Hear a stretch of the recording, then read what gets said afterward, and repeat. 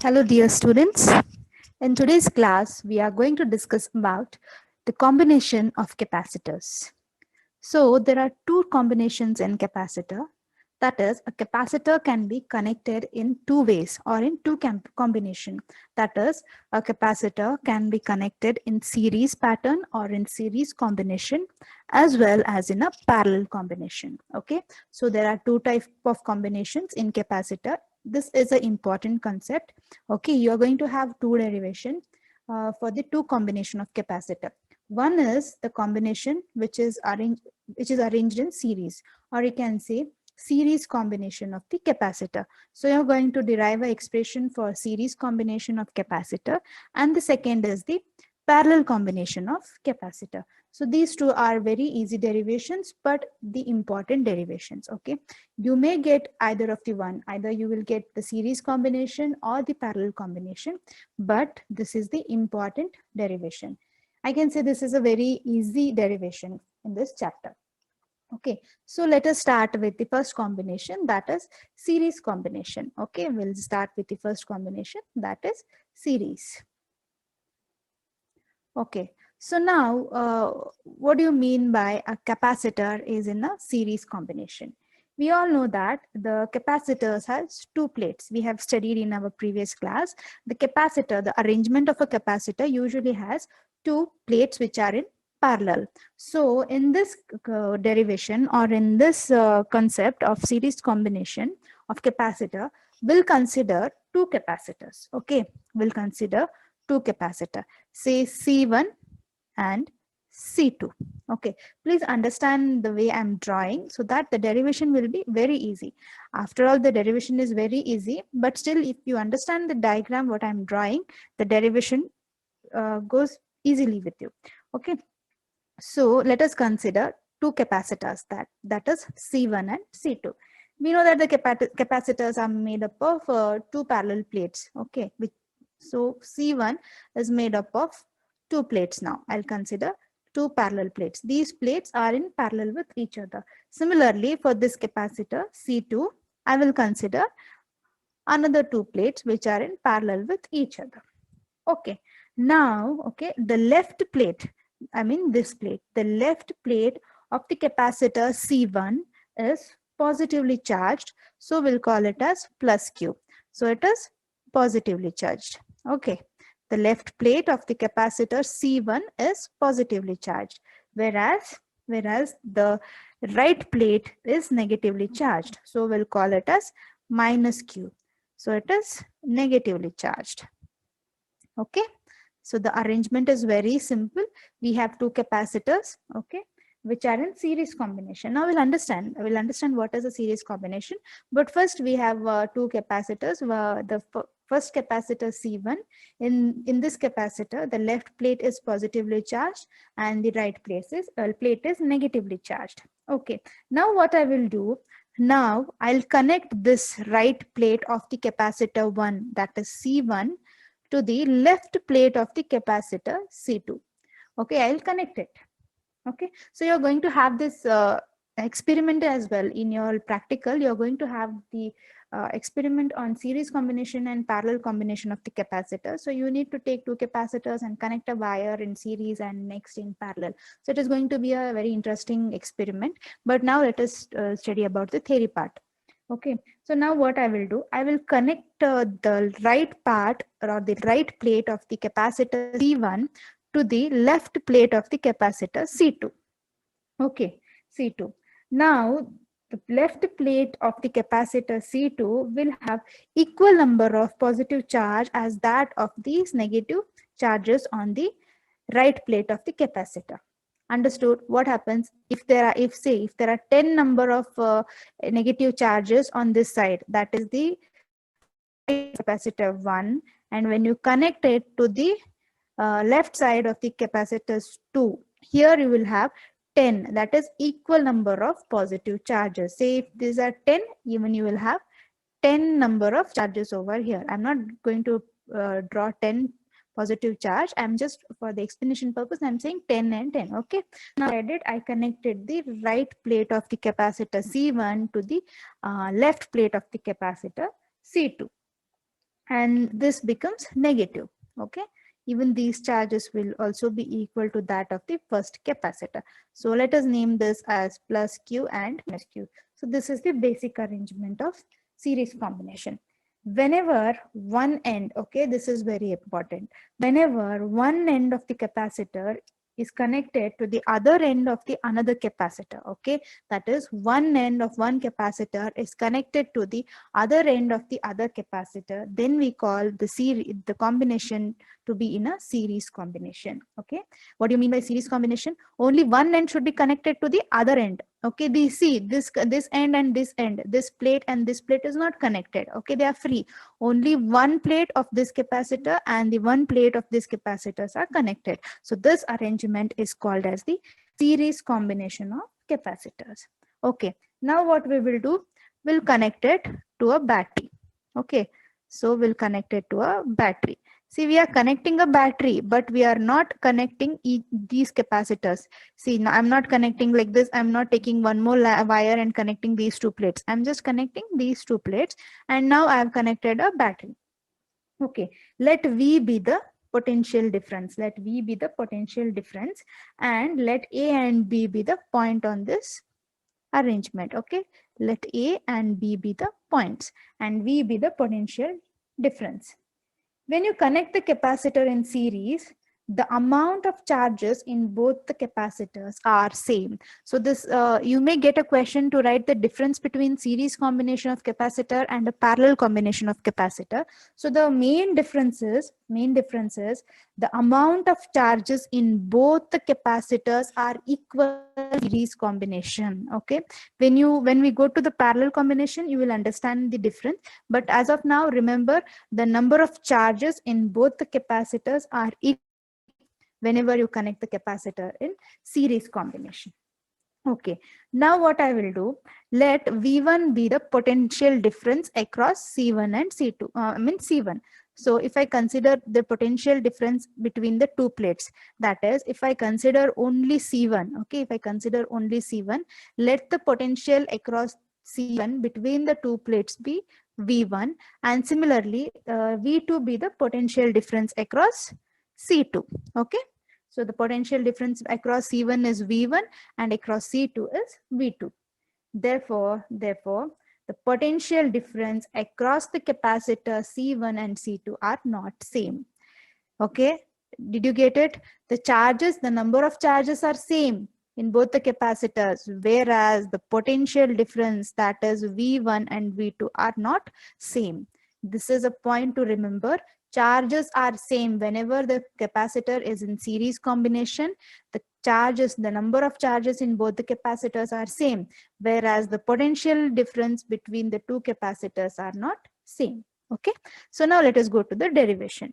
The total potential difference will be given by total potential difference will be given by V1 plus V2. Okay, V1 plus V2. From the expression of capacitance of capacitor in our previous derivation, we got to know that, I will write it over here for the reference. Q is equal to what? Q is equal to C into V, or else I can write V is equal to Q by C. This we have derived in our previous sessions. Okay, that is the expression for capacitance of the capacitor. So using this equation, what I will do, V1 will become Q by C1. Okay, same way, because I'm considering V1 for capacitor C1. So this becomes V1 becomes Q is same, capital Q or small q, anything you can take. So I'm considering capital Q by C1. Why? Because potential difference V1 is across C1 will be Q by C2. If I substitute this V1 and V2 in this expression, what I will get? I'll get Q by C1 plus Q by C2. Okay. So in next, what we can do? We can remove the constant or the Q outside. So we will get, I will write it over here.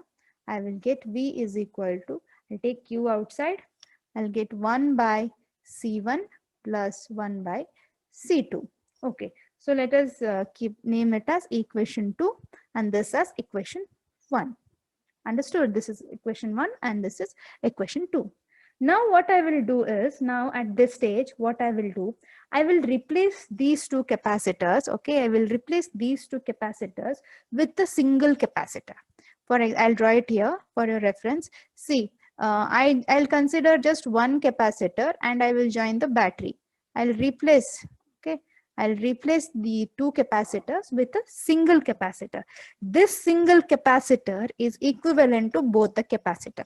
See, if I am having, I say I'm having 5 liter of 5 liter bottle, so I mean 500 ml of bottle, okay, half-liter bottle, and here also I have a half-liter bottle, that is 500 ml.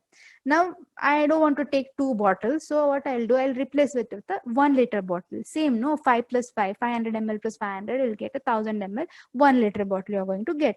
Similarly, what I will do, I don't want two capacitors now, I just want one. So I will take a capacitor which is equivalent to both the capacitor.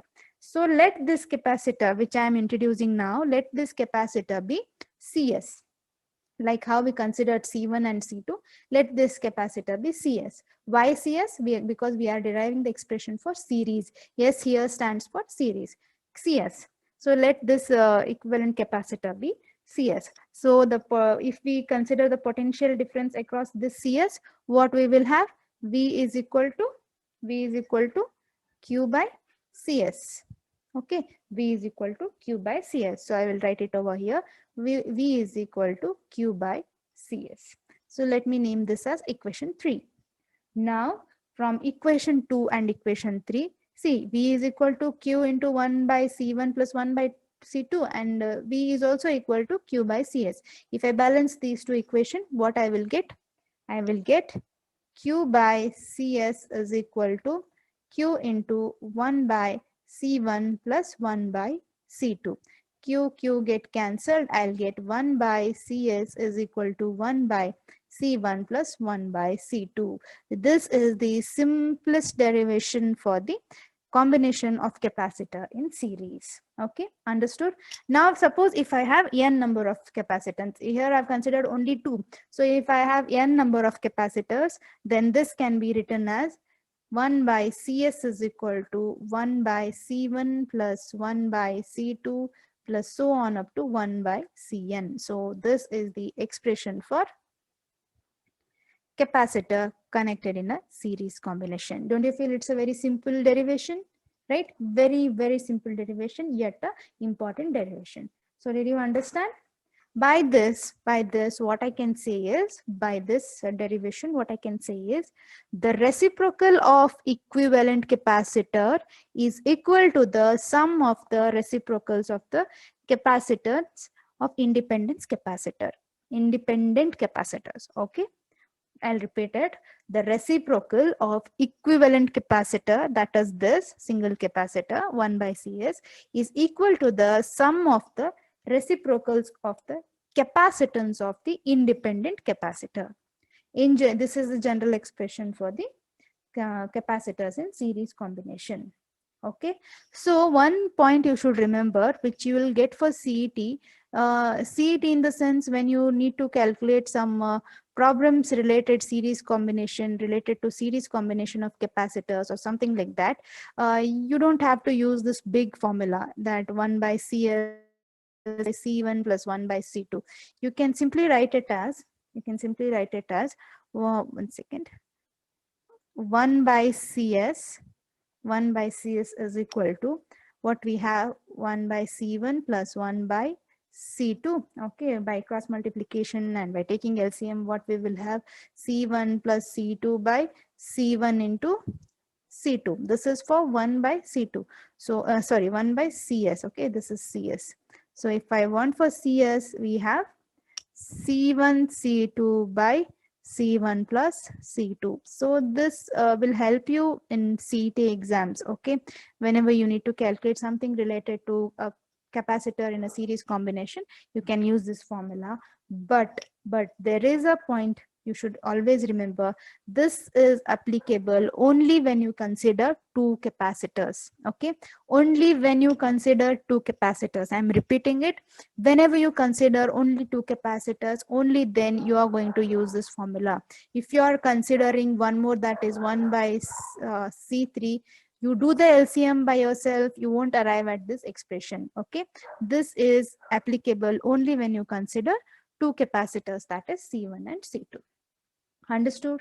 Understood. And what is the use of this series combination? It is used to get the lower value. Okay, it is used to get the lower value. These important points are much required for the difference between the series and the potential capacitors. We'll come to the difference when I finish the derivation for the parallel combination. Okay, so this was all about the derivation of a series combination. Understood? Very, very simple. If you see it once, you will understand it. Okay, so let me go to the parallel combination. Now let us go to the parallel combination. Even parallel combination is also very simple, but it is important. Parallel combination.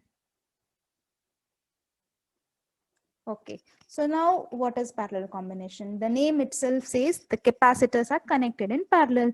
As we did in series, here it is connected in parallel. Now what happens in a parallel combination? In parallel combination, both the ends should be connected, whereas in series we connected only one end, right? But in parallel combination, both the plates of the capacitor should be connected with both the plates of the other capacitor. So now let us consider the capacitors C1 and C2. So let this be one capacitor which is having two parallel plates, and we'll name it as C1. And we'll consider one more capacitor which have parallel plates, and we will name it as C2. This has a positive end. Okay, so we'll name it as Q. Okay, we'll name it as what? Oh, same, plus Q. Okay, plus Q, or else we'll name plus Q dash and minus Q Q1. Okay, not dash 1, and here plus Q2 minus Q2. Just for the making it look simpler, what we will do, we'll name it as C. We are taking C1, so we'll take it as Q1 Q1. We are taking it C2, so we'll take it as Q2 Q2. Understood? I will draw it again neatly. Why confusion? Better to draw it neatly. Okay, so I'll draw it again neatly. In parallel combination, we will have to connect both the ends. So what I will have a parallel plate like this. This is C1. So what we will name it as plus Q1 and minus Q1. Similarly, we'll have another capacitor C2 which have parallel plates. This will be C2, and we'll name it as plus Q2 and minus Q2. Understood? Okay. Now both the capacitors are to be connected. So how we will connect it? Both the capacitors should be connected. What I will do, I will connect both the left ends together and both the right plates together. So this is the simple arrangement of the parallel combination. In series, what we did, for your reference, I will write it. I'll draw the series over here. In series, we just connected like this, like H. Okay, simple English alphabet H. We connected like this. Whereas here we are connecting both the left plates together and the right plates together. Okay, so now we have to provide a potential difference across these two capacitors. So we'll connect a battery. How will you connect a battery now? We'll connect a battery like this.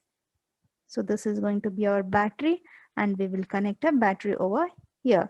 And let V be the potential difference across the capacitor. In this case, that is in parallel combination, the main difference is the charges in between the two capacitor are not same. Okay, they are not same. If you consider two capacitors, the charges in both the capacitors are not equal, whereas in series the charges are equal. Okay, and in parallel combination, the potential difference between the two capacitors is equal, whereas in series the potential difference is not equal, charges are equal. Whereas in parallel combination, charges are not equal, but the potential is equal. Okay, now let the plate of C1 has, I told you this plate has a plus Q and plus and all. No, we will not write it. Let this and all. I'll give you in the notes. Let C1 be the plate, and let plus Q1 be the right plate, and minus Q1 be the left plate. I will give you in the notes. I don't want to write all those things now. Okay. Here you should remember, in parallel combination, the potential difference is same, whereas the charges are different. Okay, so you are going to get this in the difference between series and parallel combination. So now what happens? The total charge Q will start deriving. The total charge Q will be Q1 plus Q2. The total charge will be Q1 plus Q2. Let us name this as equation 1. Okay. From the expression of capacitance of capacitors, we know that Q is equal to what? Q is equal to CV. Q is equal to CV. If when we are considering Q1, I will consider C1, right? See, when we are considering Q1, we have C1. Therefore, Q1 becomes what? With this, with reference to this expression, V is constant, V is same. Only C1 we have to change. So what for Q1 we will have? For Q1 we will have C1V, and for Q2 we have C2V.